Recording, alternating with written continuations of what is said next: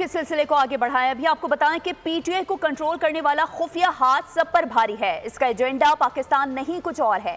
PTI leadership ये तमाशा नहीं चाहती, लेकिन असल फसाद की जड़ खुफिया हाथ है। वफाकी वज़ीर दाखिला मोहसिन नकवी कहते हैं केपी हुकूमत ने मुजाहिरीन को आंसू गैस शेल फराहम किए हैं। हम गोली के जवाब में गोली चला सकते थे मगर ऐसा नहीं किया। पुलिस को इख्तियार दे दिया है, सूरत हाल को अपने हिसाब से कंट्रोल करें। हमला आवरों को कानून के कटहरे में खड़ा करेंगे। सूरत में जानी नुकसान नहीं चाहते हैं और थे। गोली का जवाब गोली बहुत आसान था। अभी मैंने पुलिस को, अभी मैं आईजी साहब को ये कह के हूँ, अब ये उनका इख्तियार है कि वो जिस तरह भी इसको टैकल करना चाहें करें। और बिकॉज आपके सामने हमने उनको अभी भी कहा कि आप किसी भी तरीके से इस टाइम इलेक्शन की तरफ ना जाएं।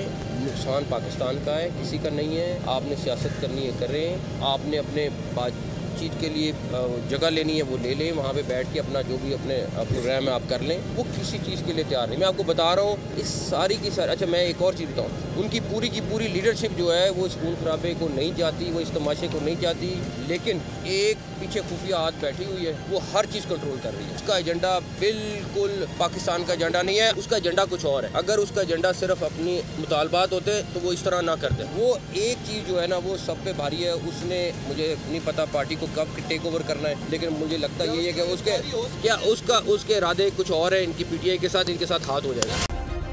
सब्सक्राइब करें और बेल दबाएं ताकि कोई खबर रह न जाए।